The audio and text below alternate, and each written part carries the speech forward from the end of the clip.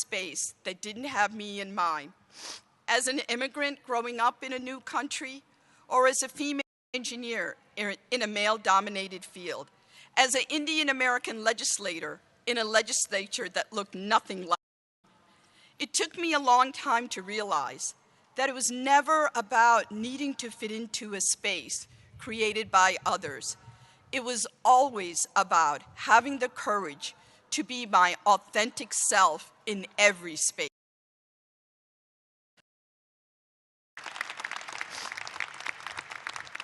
But throughout our history, many of our communities have been denied opportunities to live fully, freely, and to be their authentic self.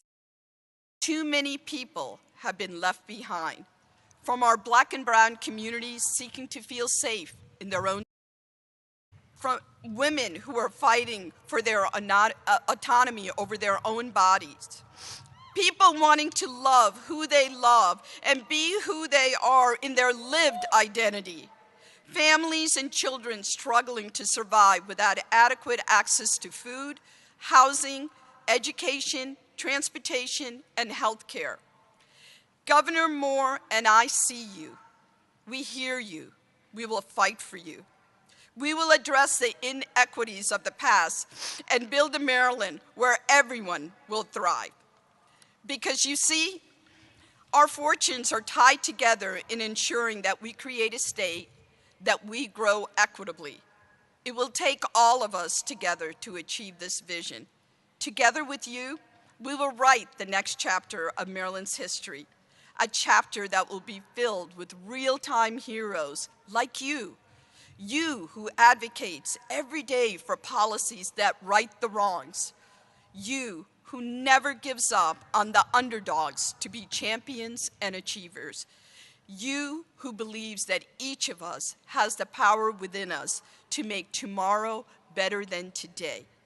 My story would not be possible without recognizing the heroes in my life. They inspire me to be better and to try harder.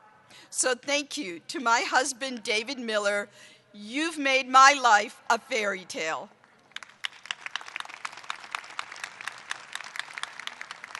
To my mom and dad who took a leap of faith to come to this country because they believed in the promise of America.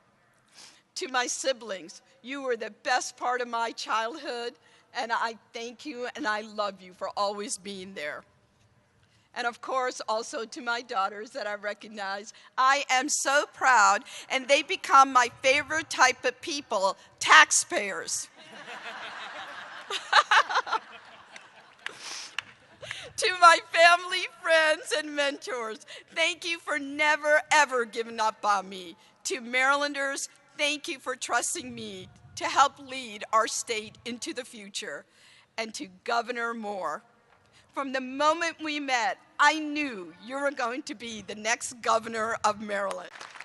And apparently, so did 1,293,944 other Marylanders.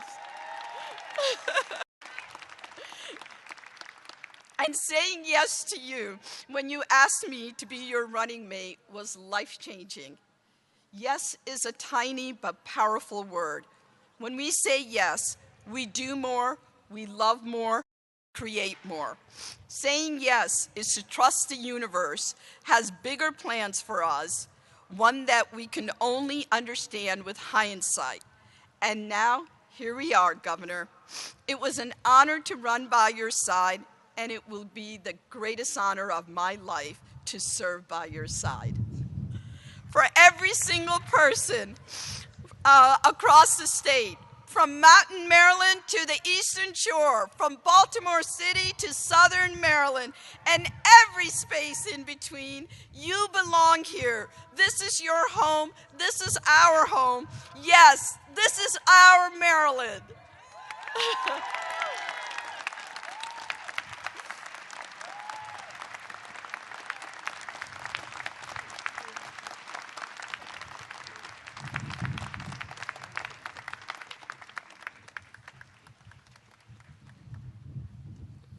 Thank you, Lieutenant Governor Miller. We are so ready for your inspired leadership.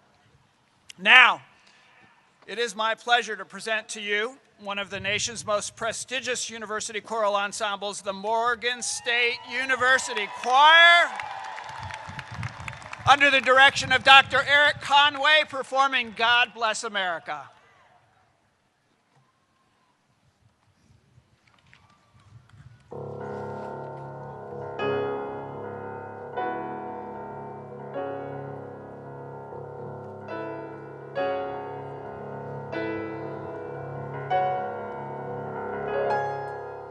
While the storm clouds gather far across the sea, let us swear allegiance to a land that's free. Let us all be grateful for a land so fair, as we lift our voices in this solemn prayer. God bless America, the land that I love. Stand beside her and guide her through the night with the light from above, from the mountains to the prairies, to the oceans wide with foam. God bless America. It's my home, sweet home.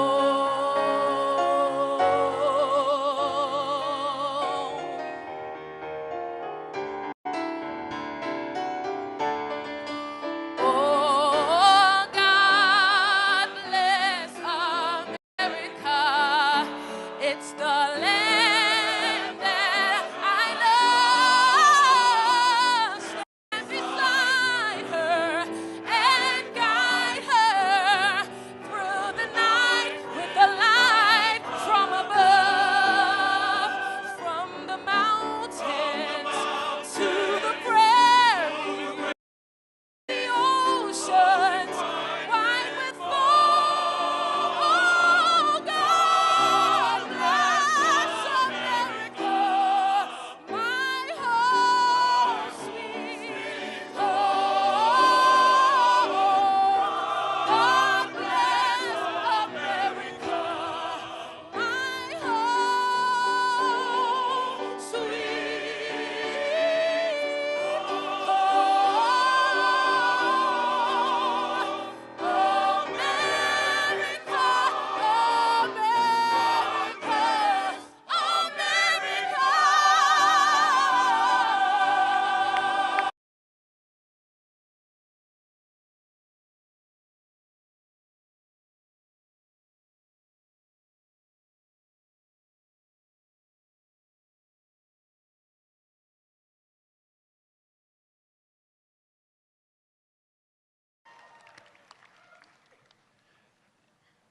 To administer the oath of office to the 63rd Governor of the State of Maryland, Wes Moore, I once again welcome to the podium the Honorable Matthew J. Fader. The swearing in will be followed immediately by honors and the gun salute by soldiers from the Maryland Army National Guard. Following the salute, please look skyward to see our Maryland Air National Guard 175th Wing's finest coming to us from Warfield Air National Guard Base in Middle River, Maryland.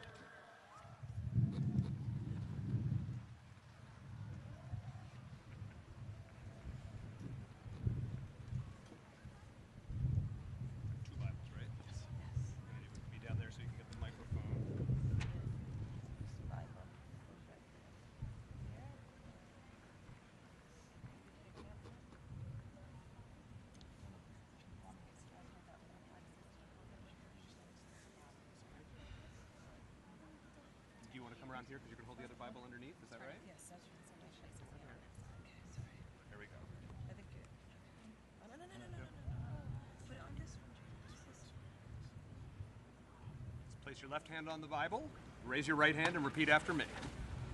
I, Westley Watende Omari Moore, I, Westley Watende Omari Moore, do swear that I will support the Constitution I will support the Constitution of the United States of the United States and that I will be faithful and that I will be faithful and bear true allegiance and bear true allegiance to the state of Maryland to the state of Maryland and support the Constitution and support the Constitution and laws thereof, and laws thereof, and that I will, to the best of my skill and judgment,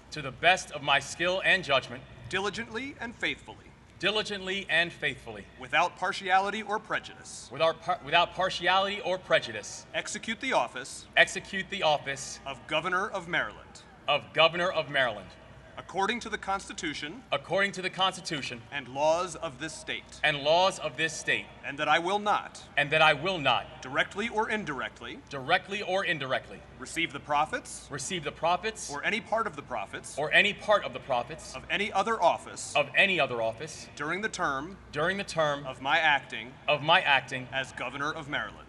Governor of Maryland. Congratulations, Governor Moore.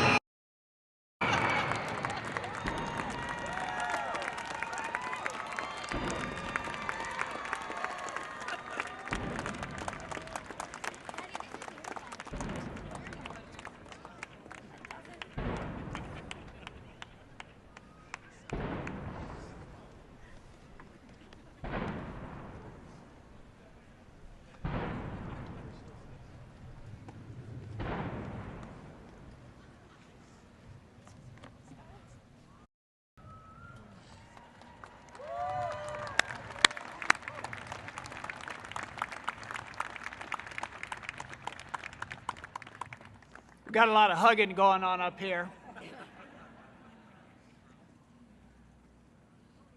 Congratulations, Governor. Thank you, County Executive. Okay.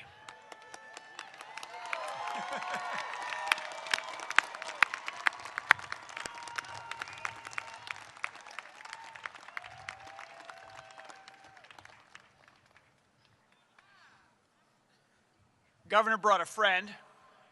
I would like to introduce, or two. I would like to introduce Lieutenant Colonel Jaime Martinez, a retired United States soldier and great friend of the governor.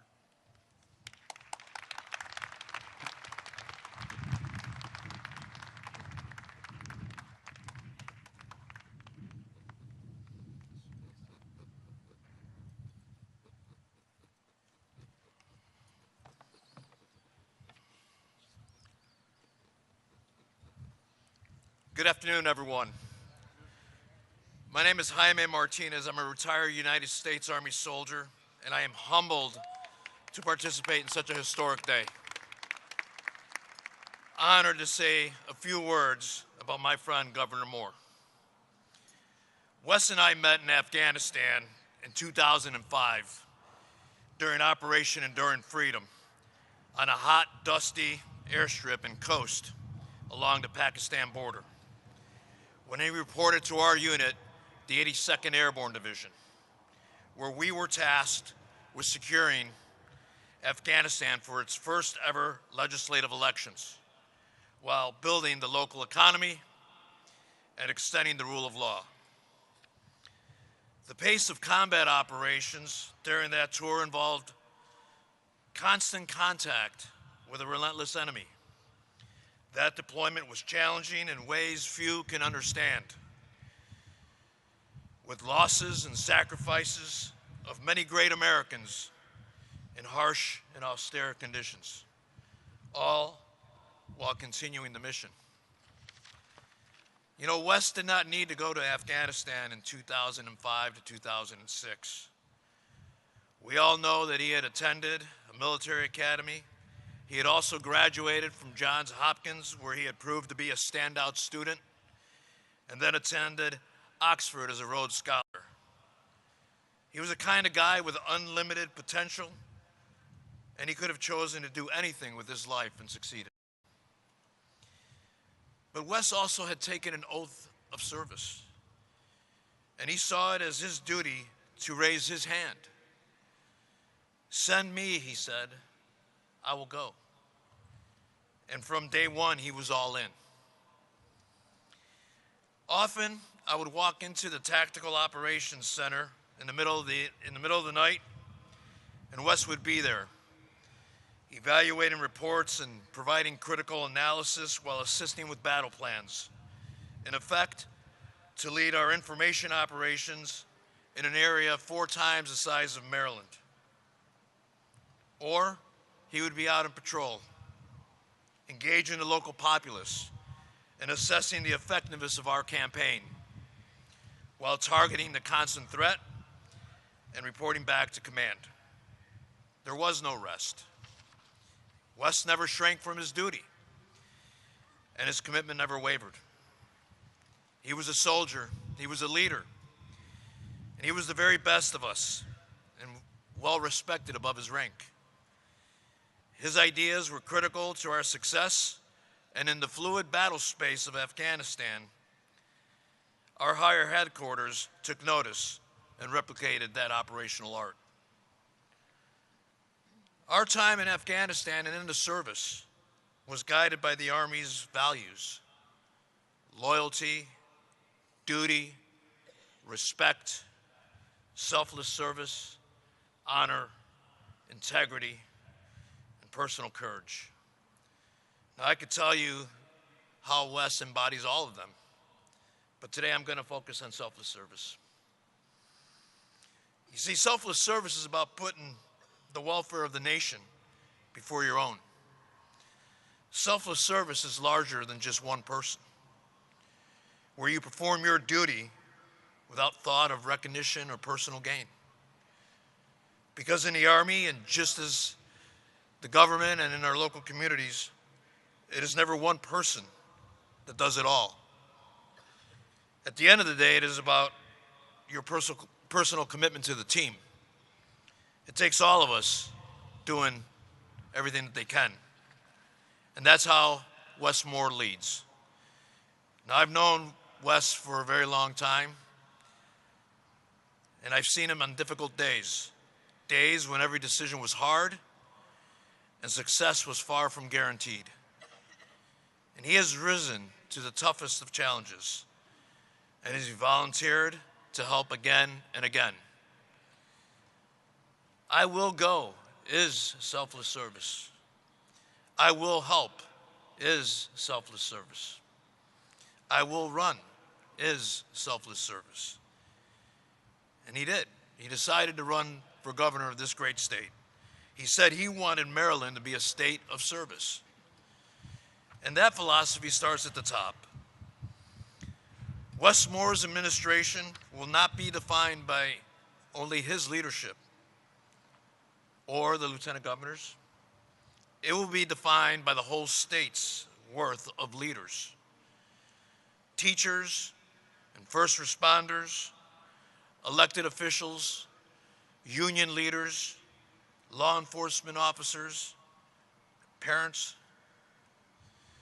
Wes has called on every Marylander to serve and to support one another, to leave no one behind, to leave no one behind. He has made this call because he has lived these values himself. In Afghanistan, I saw a leader emerge from the most difficult challenges. And I see that same leader here today. From Afghanistan to Annapolis, Wes Moore has always, always put serving others before himself to set the example. He has always delivered, and starting today, he is going to deliver as governor. I could not be more prouder. Thank you. God bless. Airborne.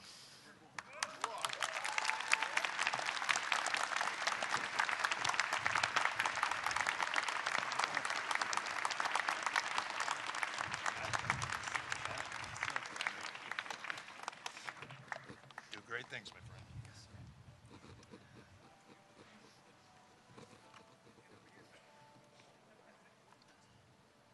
Thank you, Lieutenant Governor. Lieutenant Colonel, sorry. Lieutenant Colonel Martinez.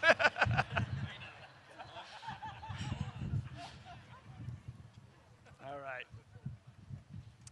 It is now my great honor to invite forward the beloved American who introduced Wes Moore to America 10 years ago so that she can introduce Wes Moore to us as our 63rd Maryland governor. Welcome, Ms. Oprah Winfrey.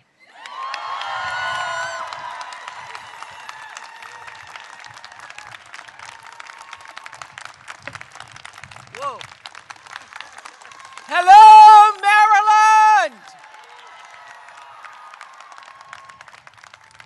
I can tell you it is such a joy to be here on this day, and what a joy to be back here in Maryland. I'm back!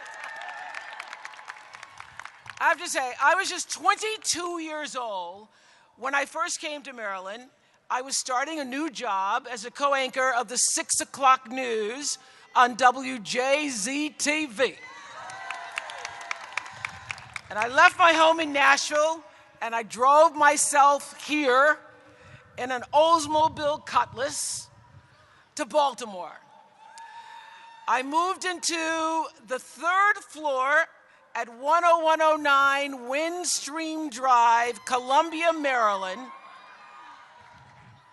which at the time was considered this new model city. I was so excited, living away from home for the first time, from my family for the very first time. Around the city of Baltimore that first week, I saw the strangest thing. Their promo campaign was my face on billboards and my face on the backs of buses.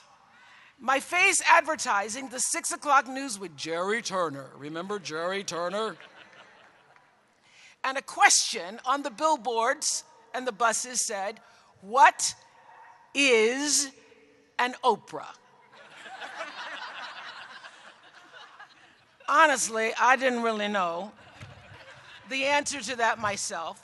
When I moved to Maryland, I had no idea really who I was or what an Oprah was. But I will tell you something, Maryland is where I figured it out. The 8 years that I lived here were some of the most significant years of my life. I grew up here. From a young, naive girl, I truly had corn growing behind my ears. I was truly green behind the ears, and grew into a woman becoming more and more of myself from every challenge and every experience. I found community here at Bethel AME Church every Sunday. I found the freedom to perform and feed my creative spirit. I found my professional calling sitting alongside Richard Scher for the show People Are Talking.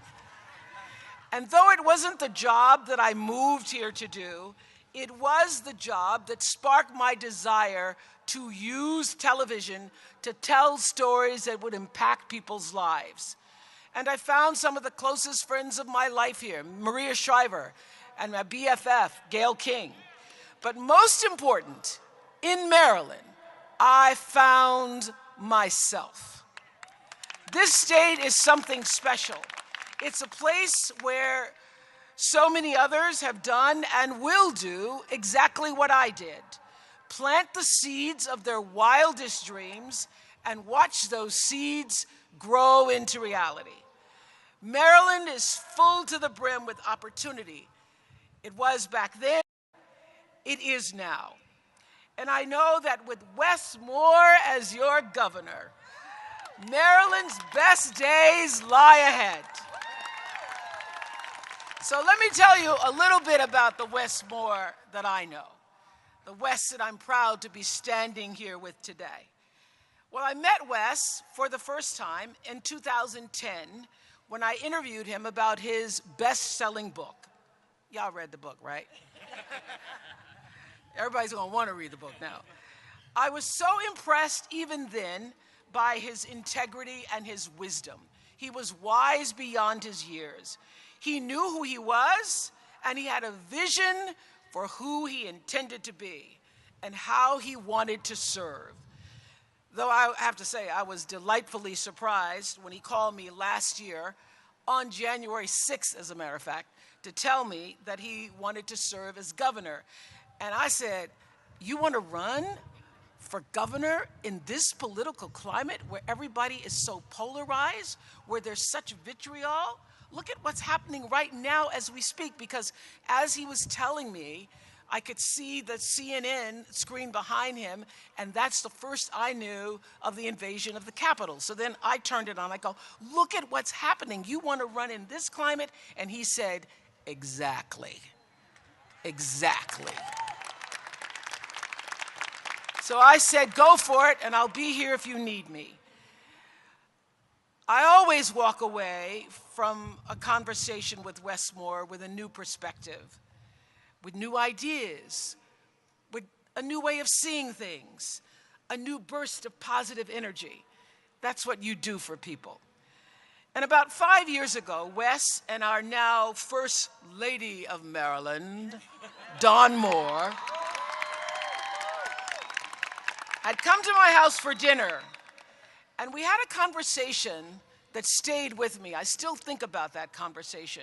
We were talking about, as we often do at the table, how to live with purpose and meaning, and how to continue that into your later years, and how to know that you are spending your precious days in a way that you'll be able to look back with pride and have absolutely never any regret. And I remember, Wes, you said to me, because I had just recently ended the show, and you said, your job title, talk show host, will change. Your titles change throughout your life, you said, but your occupation will also change. But your work, you said, will always be consistent. Wes has had quite a few titles in his life. Author, Army Captain, CEO, and now Governor. The man has worn many hats, but the work he's done, the work he has always done, that has never changed. It has not changed, not even a little. He has always been committed to helping young people find purpose and direction in their lives. That's why he started a small business in Baltimore that gave a helping hand to college students who needed one. He's always believed that everyone deserves an equal shot at success, an opportunity to live well, to have lives that are meaningful and provide for their families in the way that he's able to provide for James and Mia. That's why he joined the Robin Hood Foundation, one of the largest anti-poverty organizations in America, and distributed more than $600 million to families in need. He has always loved our country. Our country is worth fighting for. That's why he served as a captain and a paratrooper in the 82nd Airborne Division. So you see, this might be his first day as an elected official, but Wes Moore has been a public servant his entire adult life. And there's so much more to come. He's just getting started. I once asked Wes what service meant to him, and he told me, it's the thing that makes your heart beat a little bit faster. Well, something tells me that is you prepared to tell us about your vision for a stronger, safer, and more equitable Maryland, a Maryland that leaves no one behind. As you prepare to serve the state that has meant so much to you, I do believe that your heart must be pumping, pumping, pumping, pumping some wild, ecstatic excitement and love for Maryland and all who abide here. It is my honor to introduce you as my friend, to introduce you as someone who I believe in, as a man I truly respect, and a man I so trust. I trust you. I trust your vision. I trust your leadership. And I want you to know you can trust it too. In your new governor, Wes Moore.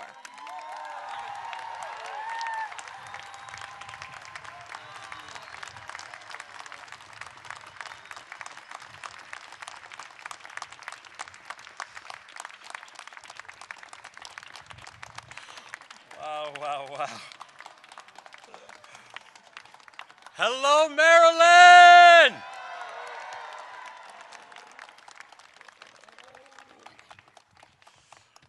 God bless you all. God bless you all. Good afternoon. Good afternoon.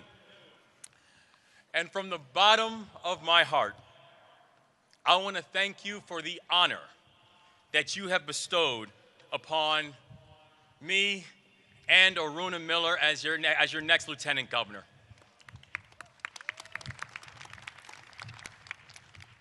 President Ferguson, Speaker Adrian Jones, members of the Maryland General Assembly, thank you all. It is an honor to be your partner. And to all of our state workers and all who organized this inauguration, thank you. It is an honor to be your new colleague.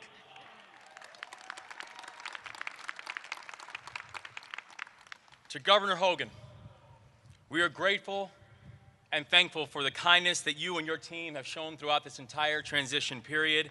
Thank you for 8 years of great service to a state that we both love.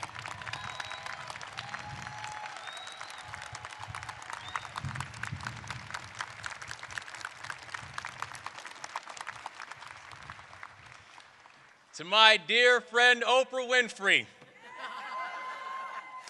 a Maryland girl at heart, thank you for your incredibly kind and gracious introduction.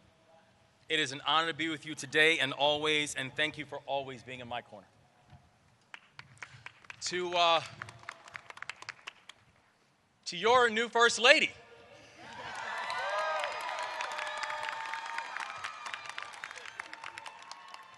my amazing wife, Dawn, and to the new first babies,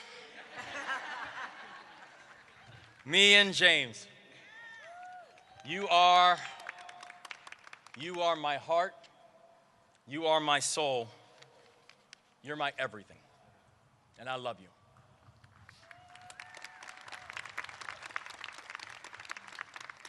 As we stand here today, looking out over Lawyers Mall, and you can see right there the memorial to Justice Thurgood Marshall. It's impossible not to think about our past and our path. We're blocks away from the Annapolis docks, where so many enslaved people arrived in this country against their will, and we are standing in front of a Capitol that was built by their hands.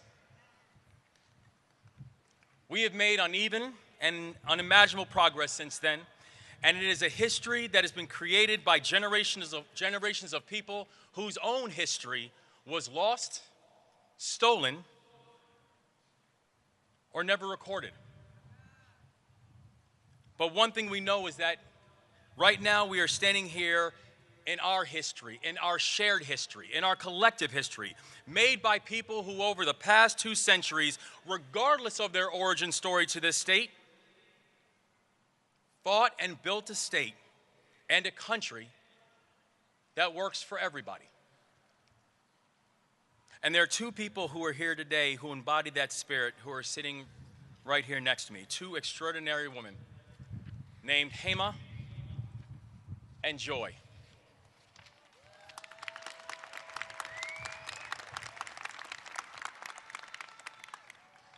Hema came to this country from India. Joy from Jamaica. Yeah, man. They immigrated to America with hope in their hearts, not just for themselves, but for future generations. And now, today they are sitting here together at the inauguration of their children to become the governor and lieutenant governor of a state that helped to welcome them. Please stand up. Please stand up so everybody can see you both.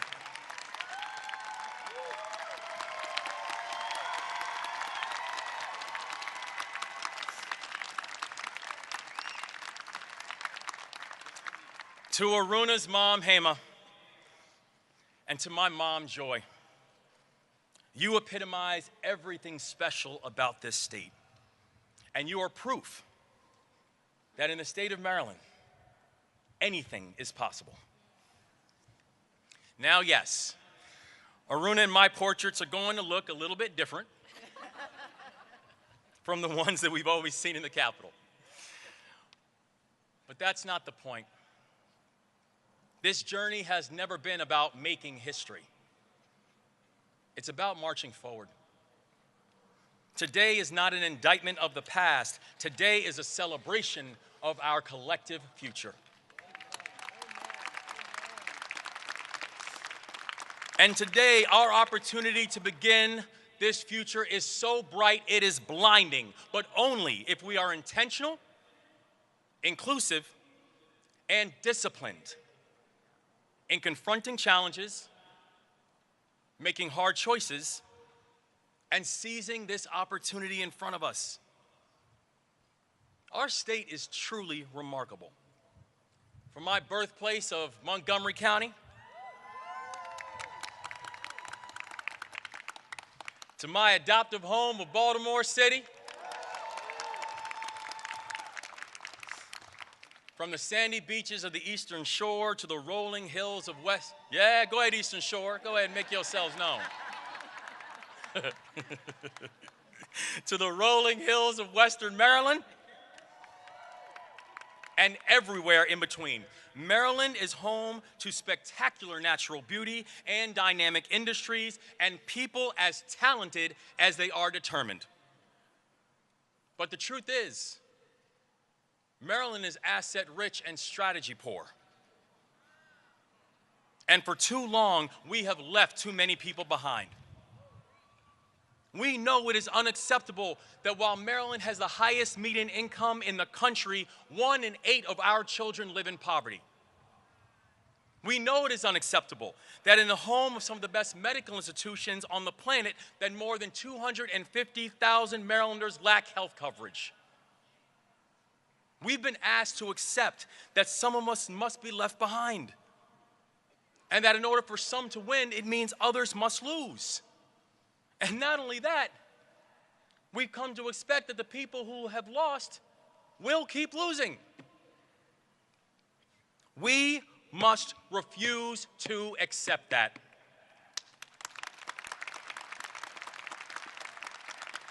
Instead, I'm asking you to believe that Maryland can be different. I'm asking you to believe that Maryland can be bold, and I'm asking you to believe that in this moment, Maryland can lead.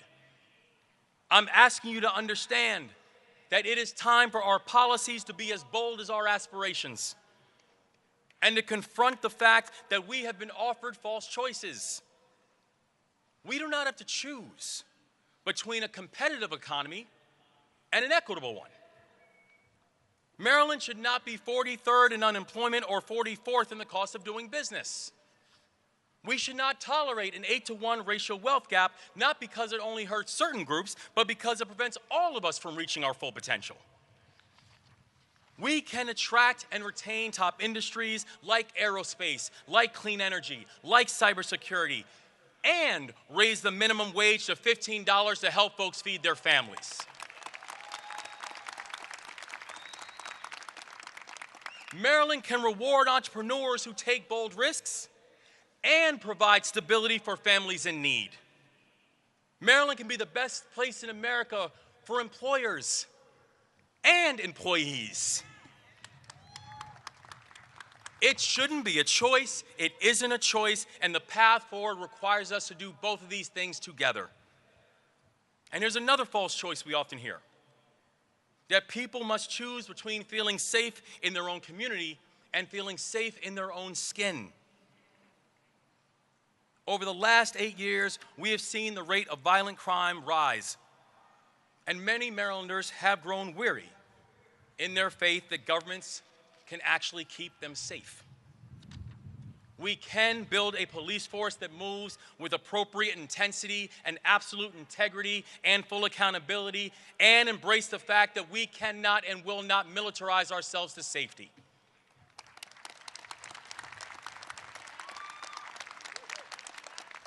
We can and we will support our first responders who risk everything to protect us, and change the inexcusable fact that Maryland incarcerates more black boys than any other state in this country. We will work with communities from West Baltimore to Westminster to share data so we can keep violent offenders off of our streets, and we can welcome people who have earned a second chance back to our communities.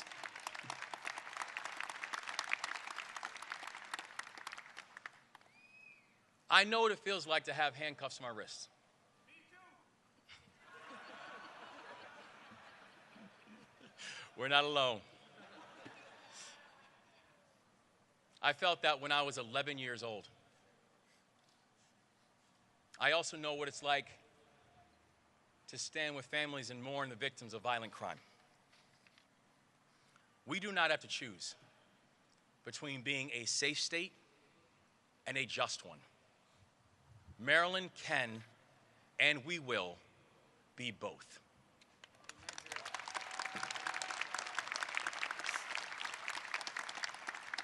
We're often told that climate change is a problem for the future, or something that you only have to worry about if you live in farmlands or in a flood zone. But climate change is an existential threat, and it is happening now in our communities. And so confronting climate change represents another chance for Maryland to lead. We can and we will be a leader in wind technology, in grid electrification, and in clean transit.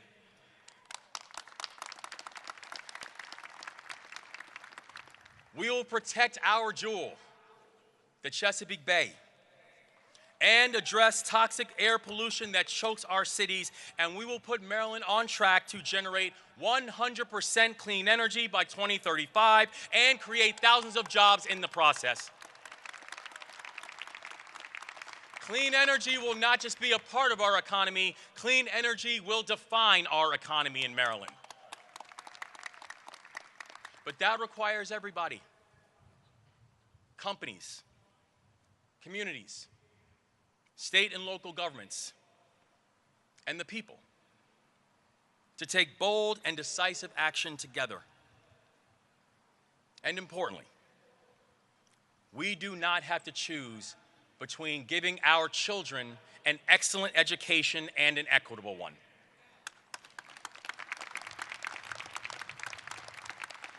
We will ensure that every single one of our students and every single one of our children knows that this state loves and needs them, and we will create policies that can help them thrive. We will invest in our special education students, our English language learners, our LGBTQIA students, students experiencing homelessness, and every single child who needs a little extra help.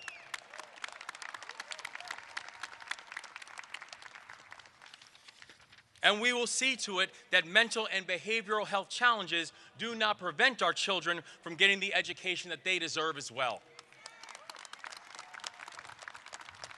And while Maryland is home to some of the best and some of the greatest institutions of higher education in this country, something we should be very, very proud of, we must end this myth that young people must attend one of them in order to be successful. That's not the path for every student. To be clear, it wasn't my path. I joined the military when I was 17 years old. I went to a 2-year college, and I think things worked out pretty well.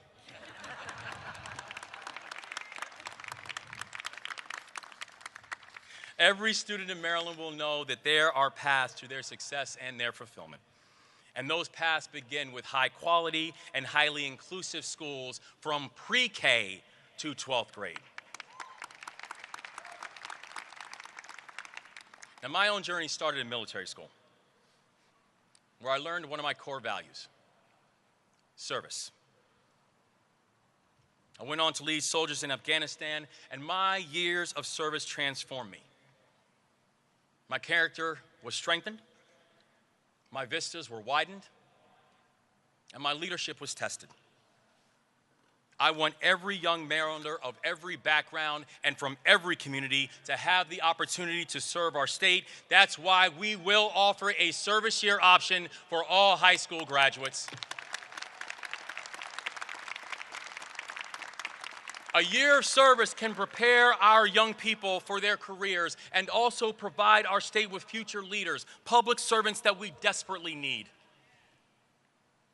The challenges that we will face will require all of us to answer this call to service, to go out and join the ranks of our teachers and our firefighters, our police officers and our civil servants, our nurses and our union members. You've elected me to serve as your governor, but the work will be done together. Now, fair warning, there are going to be skeptics and people who say that we cannot rise above the toxic partisanship that we see too often in today's politics, where people care more about where the idea came from than is it a good idea? Those are the same voices that told me at the beginning of this campaign, you don't understand how politics works. And to them, I said and I say, we must govern on big principles and not on petty differences.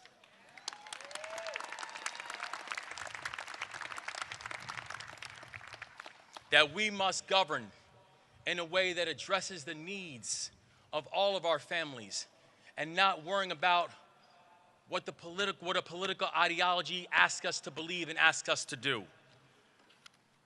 That we must govern in a way that we will never forget who it is that we're fighting for and what it is that we're supposed to be fighting for. We know that in this moment we have a chance, we have an opportunity, and we have a unique place and space to do something special. And when people say, well, how do you know that you can do this, or how do you know that you can execute upon this in this time of divisiveness, in this time of political vitriol, my answer is this: it's the only way that I've ever led. You know what question I never once asked my soldiers when I was leading soldiers in Afghanistan? What's your political party?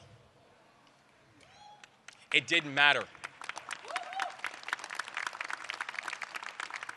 We had one job, one goal, and one mission.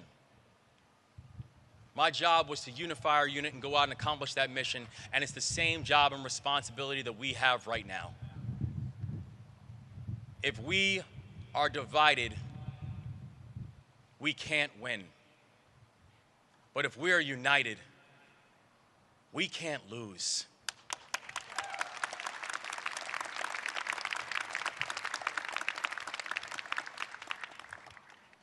Now, we know that we stand here on the cusp and in a time of a historic measure.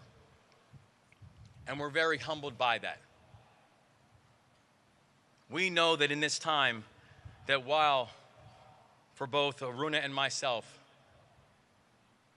that we're walking in a space that and we're able to see higher because of the shoulders that we're standing on. we also know that is not the assignment. That in this time and in this moment, we have a unique opportunity to lead and to love.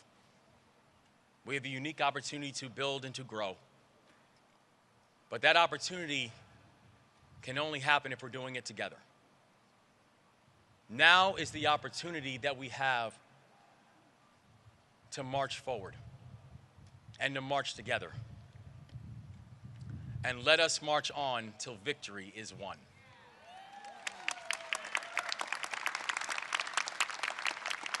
Today is not the victory. Today is the opportunity. It is our opportunity to lead with love. It is our opportunity to create with compassion. It's our opportunity to fight fearlessly for our future. Maryland, our time is right now.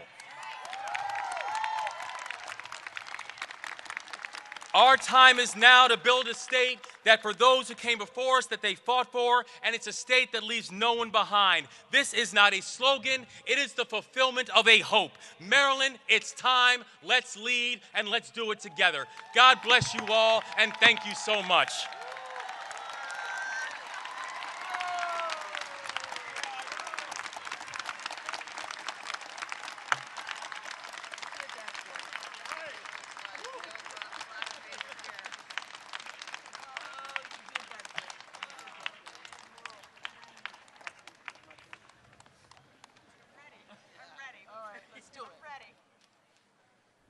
It sure does feel good to be a Marylander today. Yes, it does. The benediction will be offered by Rabbi Stuart Weinblatt from Congregation B'nai Zedek.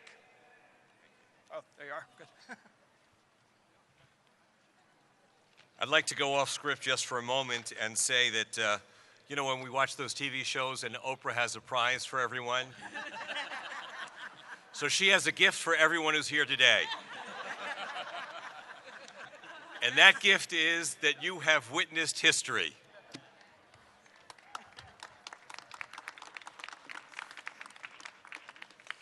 Dear God, today we celebrate, and tomorrow we begin to work.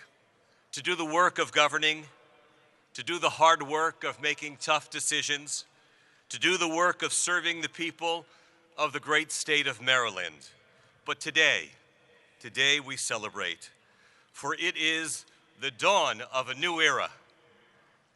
So let us pause in grateful prayer to take in, to appreciate, and to revel in the glory of this magnificent day. As the psalmist proclaimed about just such an occasion, Ze hayom asa Adonai, this is the day the Lord has made. Let us rejoice and let us be glad. We rejoice and we are glad and we feel joy, for we are grateful, O God, to you for sending us Wes Moore and Aruna Miller to lead and to guide us. We are grateful, O God, for the grace, goodness, and kindness that has been stirred and awakened in all corners of our state by the inspiring campaign that Wes Moore conducted. We are grateful, O God, for the vision and positive, empowering message that Wes Moore has articulated. He has touched, moved, and uplifted all segments of the citizens of this great state. And he has shown us that when we are united, when we are imbued with a sense of purpose, together we can and we will achieve great things. The sages of the Talmud over 2,000 years ago offered an insight and words of wisdom that we should and we must take to heart. They used to say, I am a creature of God, and my neighbor is a creature of God. I work in the city, and he works in the country. I rise early for work, and he rises early for work. He cannot perform my work, and I cannot perform his. But lest one think that I do great things and he does small things, or that I somehow am better than he, it has been taught. It does not matter whether a person does much or little, as long as he directs his heart to heaven.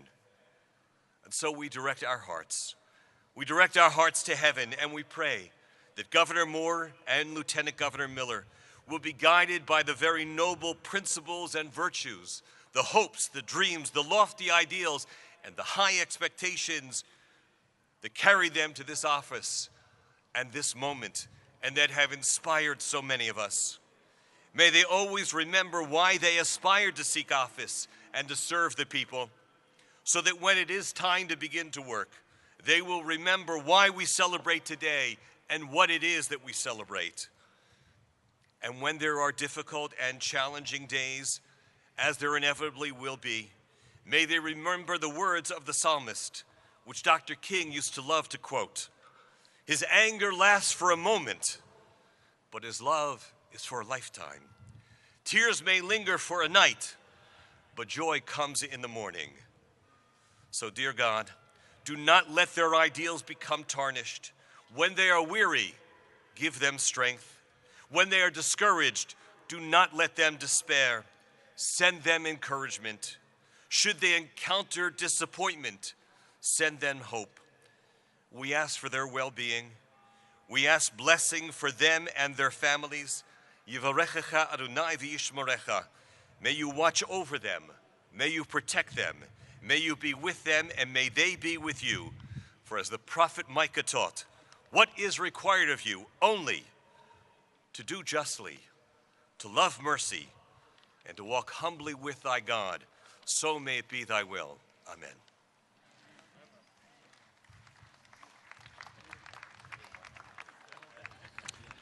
Thank you all for being part of this historic ceremony. The receiving line will form in the State House Rotunda.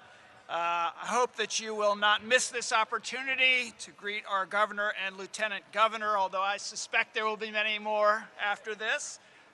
Please note that there are COVID protections in place. Thank you in advance for respecting them. And the musical selections that you hear as you disperse will be performed by the Maryland Defense Force Band and the 229th Maryland Army National Guard Band. Let us go forth in peace, and one more time, let's say it together, leave no one behind. And I just want to say thank you for everything you did there when we started early.